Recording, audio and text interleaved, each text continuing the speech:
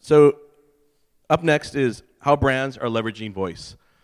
So we have an awesome panel here. We have platforms, we have agencies that are helping brands and other businesses engage through voice, which is, okay, how many people here have a home device that they use every day? How many people use voice more on their phone? How many people use, and how are you using voice more on your phone than in the home device? Interesting. How many people are using the home device more than their phone? Interesting. All right. So, so obviously a lot of us are also dogfooding a lot of this voice bots, and it will be interesting to see, like over the last couple of years, how that's changed. I'll let the panelists introduce themselves, and the rules for this session is save your questions to the end because we'll have about 5 minutes for Q&A. Would appreciate that. Okay. Throughout, or well, you don't do that, but oh yeah, throughout. If you have a burning question, throw it out into the world. Maybe don't voice text it or anything. Sorry, you got it, Mario. But yeah, save it to the end. Yeah, so let's without further ado, let's introduce the panelists. Go ahead. All right, good morning. I'm Lucas Ives. I work for Pullstring. I run engineering over there. And if you're not familiar with Pullstring, we are a platform for folks to create computer conversation. So voice experiences on Alexa or Google, or if you're building a robot in your garage with an IoT device.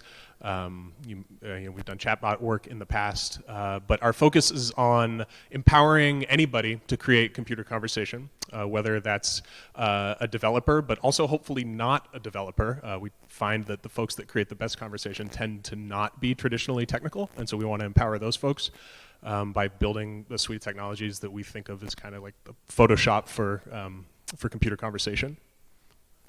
That's probably good. Yeah. All right.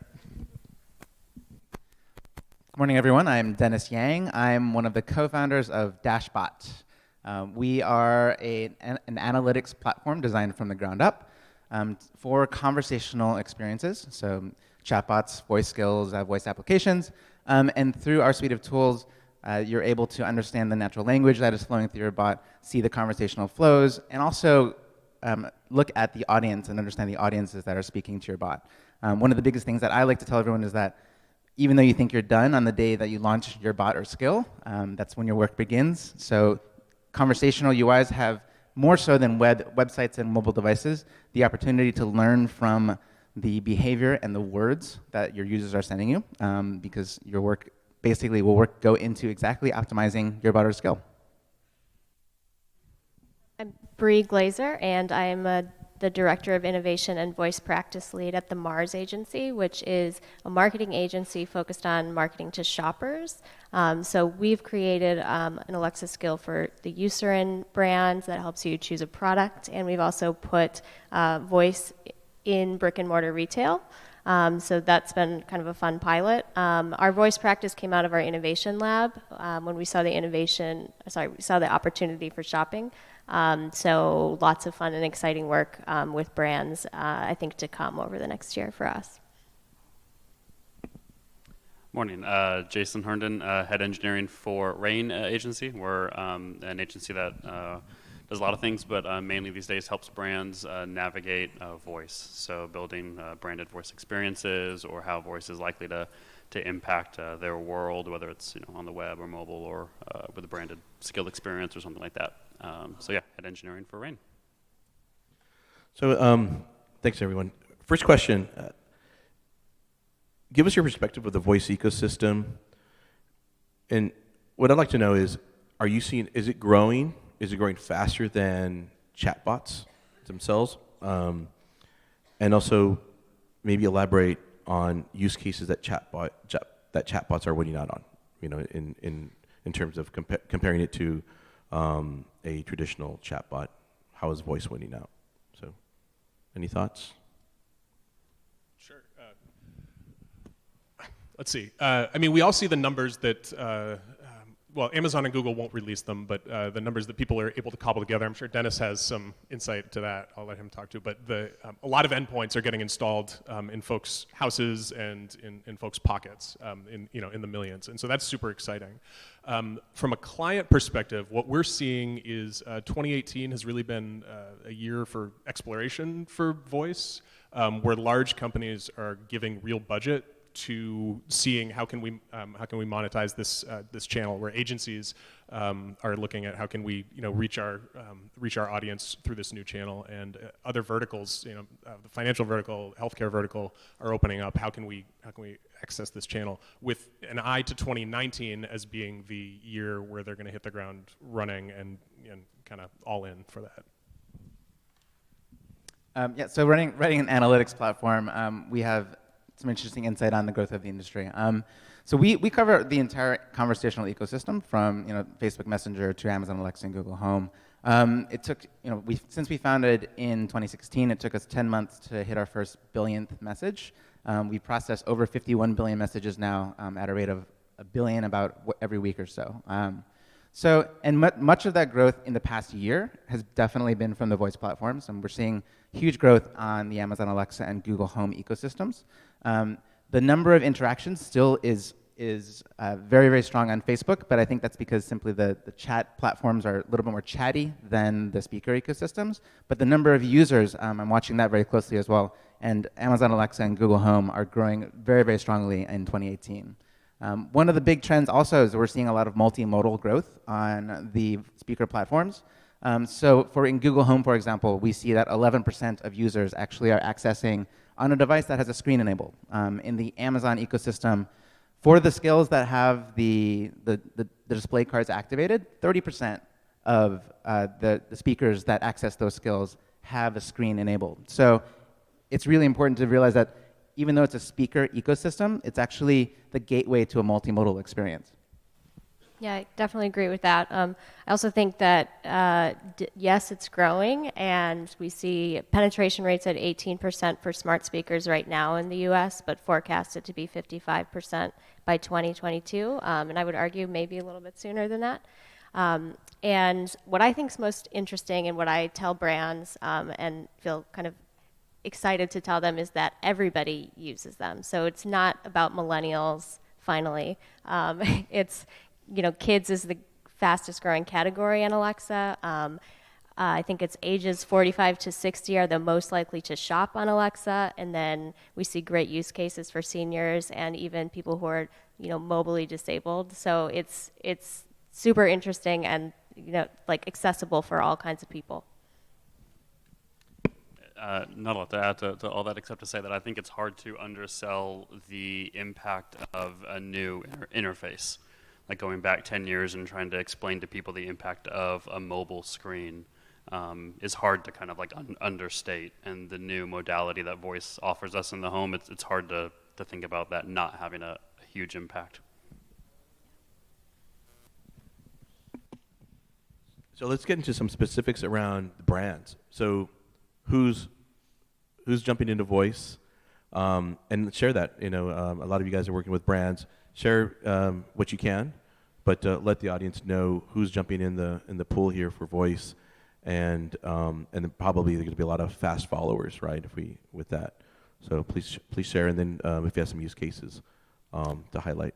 Yeah, absolutely. We're seeing it across the board in a number of different ways. We're seeing a lot of CPG excitement, and really kind of for them trying to understand how voice is going to impact commerce and shopping. So now a lot of the kind of the portfolio or holding companies, but really every brand within the CPG ecosystem has been kind of exploring this. And then we're seeing it a lot as well, kind of segmented out through verticals. So a lot of the leaders in finance, specifically banking and investment, as kind of a quicker, more natural interaction to more common tasks. We're seeing a lot of excitement there. And then for activations, we're seeing a lot of excitement around entertainment brands with games and things to kind of do as promotions. And the one that I'm really excited about is a lot of the kind of the for business or vertical specific implications of voice. So voice in a hotel room or voice in a hospital room. There's a lot of excitement there around being able to really offload a lot of back office functionality, or for a hotel, like a concierge kind of a functionality. So honestly, the question for us is probably like which brands and things aren't interested in it. But yeah. Yeah, I mean, I think that 2019 will be a big wave of brands kind of following fast after the few kind of early movers that have been out there, like Tide, like Eucerin, who've had their skills out there for a while. I think now we're getting brands coming to us and realizing this is really a ripe space and trying to figure out what conversation they want to have with their consumer. And our advice typically to them is to think about the context, think about what at-home moment your brand can kind of own, and where it makes sense for you to provide some sort of value to your customer. Which part of the path to purchase, in our case, is going to be most relevant that you want to try to deliver on. Like, do you want to have something that helps during the research phase? Do you want to have something that helps with ordering? There's a whole range of opportunities for brands, and I think the opportunities are actually going to become greater in number as Amazon releases new capabilities. So it's all evolving and growing fast. Can you share a specific brand that you've worked with and launched, and then talk about a little bit about that application? Yeah, I mean, I think one of the more maybe interesting use cases that we have beyond we have the user and product selector skill, which has been a really interesting test and learn, and I think a great avenue for them. They kind of had the insight that people want to diagnose their skincare needs, and so they provided a way for people to do that at home. And then what's maybe a little bit sexier is that we also took Alexa and put her in store in a whiskey retailer to help you purchase whiskey. And this is something that we just piloted in February, but have had brand interest since. So we will be working with brands and retailers to activate similar kind of partnerships in brick and mortar. So these are like shopping assistants that help you select at the shelf. And we've seen great sales lift results for that. We saw 14% year-over-year sales lift at the shelf when we did it in February in New York. So that's been a really rich and kind of promising area for us. Hey, Dennis, can you name names for voice? Sure. What has, because you have GodView for a lot of stuff. On voice, is there a specific brand or vertical of this category is nailing it? I mean, there's a bunch of categories doing really well in voice. One in particular is entertainment. I think these speakers a lot of times are sitting in users' living rooms, so we're seeing a lot of games being developed, for these speakers. A specific brand I guess one of the other most common uses of these speakers is a daily. I ask Alexa every morning what the weather's going to be. So Zyrtec, which is an allergy medication, basically took that understanding and built a skill around a daily allergy cast, which essentially reinforced their brand's brand positioning as an allergy medication. It provided a very useful skill, which is what's the pollen forecast every day. So it really aligned very well. And I think that's one of the great opportunities for this platform is to give brands the opportunity to express their brand's voice, in their voice, and provide services that align, nicely with kind of what they're looking for. So. Very cool. Lucas, do you want to share? I can't talk specifically about what's been going on in the healthcare space with us and name names, but what we have been seeing both in healthcare and on the finance vertical is kind of a two-pronged approach. Folks wanting to develop voice applications, skills, or actions that they can use internally for their, I'll pick on healthcare for a second, for their for healthcare providers on the patient service side, but then on the front end as well for consumers to learn more about something like Zyrtec or to interface with their healthcare provider. There's a lot of interest in that space.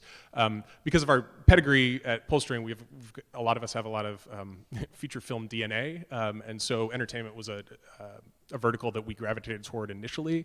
And agencies that want to drive their audience for a particular property to a voice experience that kind of dovetails with that property and maybe a tangential sort of adventure. We've seen a lot of movement there. So like the HBO Westworld skill was built on the back of our platform. We've done work in the AAA video gaming space as well, but that's sort of either integrated with the experience or a parallel experience for the super fan. We've seen a lot of movement there. Dennis, I have another question for you. Where's engagement happening? Is it on home devices or mobile phones? Which one's winning right now with the? And I like this intelligent speaker analogy. Yeah, I mean, so I mentioned a little bit before where essentially we're seeing a lot of multimodal actions. And that basically means that while a lot of the interactions are happening on the speakers themselves, many of them are actually happening on the mobile phones. So the 11% of devices that have the screens in the Google ecosystem, we basically are imagining most of those are the mobile devices. Since Google Assistant is deployed across essentially every Android phone, when you interact with a Google action, on your phone, we see that as a display-capable device. The other theme that I want to reinforce is that these voice experiences are not limited to just the speaker ecosystems.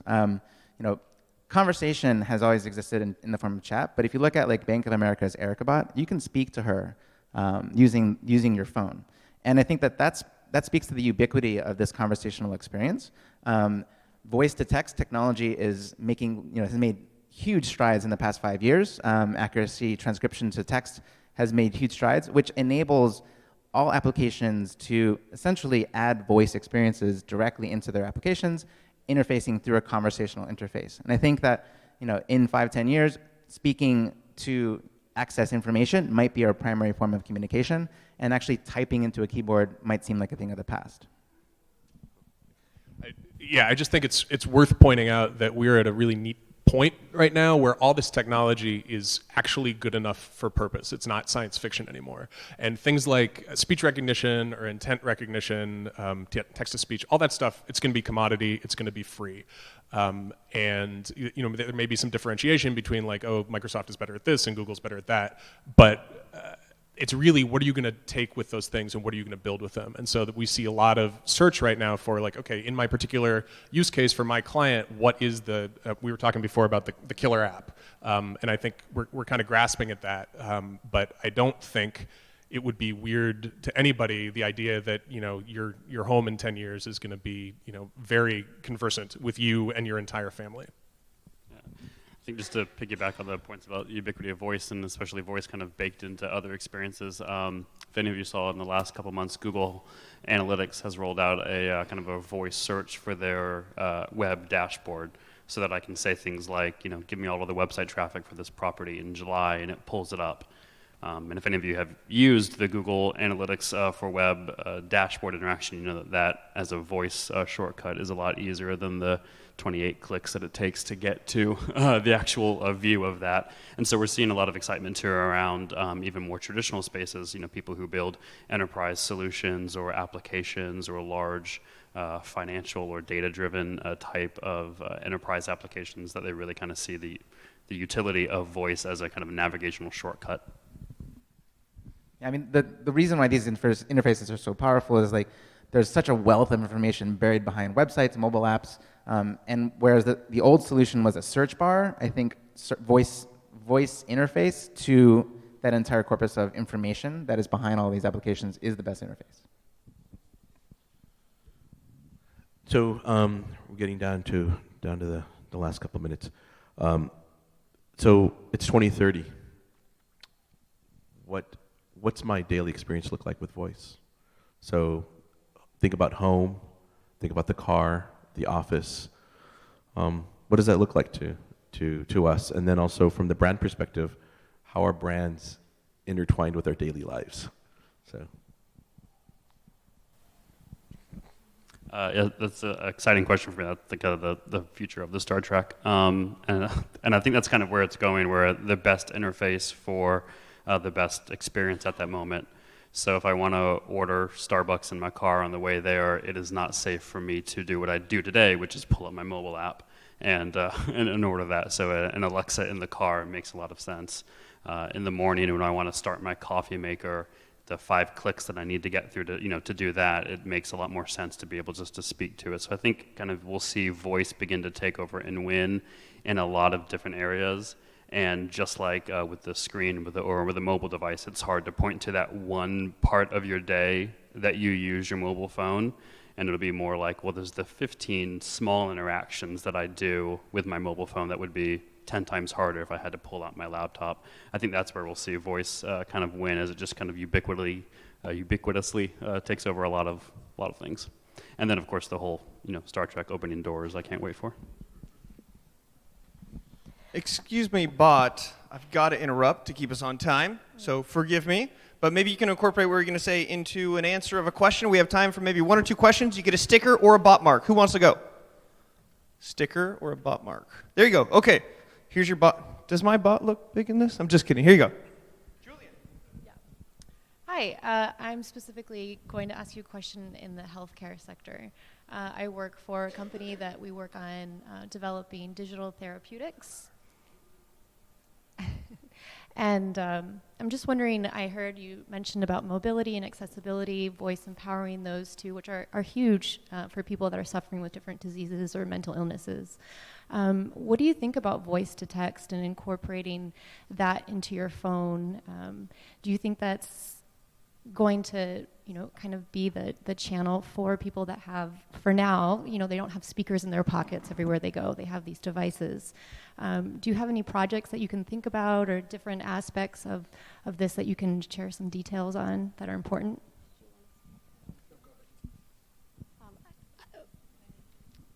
I'm the one that mentioned that use case, but I don't have a lot to add to it because we generally work with brands and CPG and definitely not in the healthcare space at this point. So I'll hand it off to you, but I think it's definitely a good use case. Yeah, absolutely. In terms of use case, I think we've done a lot of work with a different vertical, but with hotels, for instance, where we've seen a lot of people augmenting the different types of tasks that they would do in a room with that. And I think that is just kind of like one example of where we'll see voice begin to take over tasks that make sense for the person in that specific kind of use case. So if it makes more sense for them to be able to, or for them to have the ability to voice versus something else, I think we'll see that. And I think there's a lot of, once voice begins to penetrate into a specific vertical, that we'll see a lot of just tangential kind of side effects. So for instance, like in healthcare, one of the things that is a big concern for hospitals is infection rates. Okay, so if there's less things in your room that you're touching, there's probably less chance of infection rates. So I think as the interface kind of like takes over, we'll begin to see both from the utility side, it's providing utility for people in very kind of specific use cases, but then also in general kind of a lot of side effects that are going to be beneficial. Last question right here. Yeah, hi, Noelia. Question about if you have developed any use case for e-commerce companies that have to decide between going end-to-end from discovery to purchase in a voice-only like Alexa versus use cases that you start in probably the Google Home and then finish in the Google app. If you have any insights, how has been more effective? If you have any exception by the use case, would like to hear your insights. What has been best user experience and also in terms of conversion rate? It's an interesting question because it's, in a lot of ways, you're hamstrung by what the platform will allow you to do. And so right now, we'll pick on Amazon and Google. They're very hot to trot about getting everybody into their monetization flows and integrated with Amazon Pay. And obviously, brick and mortar stores are not huge fans of Amazon, so they want to be hanging out with Google. But the technology is still early. And so as to your question about the best user experience, it's also early days for that. So people are still learning that you cannot present your you can't just read the web page to somebody and have that be your voice experience, right? The human brain cannot retain that much information. So it's a very different, also people hate phone trees, right? So how do you go to give them all the information they need without making it feel like a press 1 for this, press 2 for this sort of experience? I kind of want to say ask me again in 6 months, because the platforms are moving really quickly in terms of integration, and I also think there's a fight going on for who you're going to buy your stuff from going forward. That's really going to push people to take sides in the monetization fight. I don't know if Yeah, I just want to add that I think when it comes to building like the right experience for e-commerce, I think brands also need to think about it as potentially just like a content marketing vehicle. I mean, you can go different directions with it, but like one of my favorite use cases is Michelob Ultra has a skill called Ultra 95 that gives you a 95 calorie workout. So it's clearly just like a brand equity kind of content play. It's not a buy, Michelob Ultra through Amazon this play, beer is which free you if you do can't this workout. by the way. So there's different ways that you can take it. So I think it's important for brands to think a little bit outside the box too.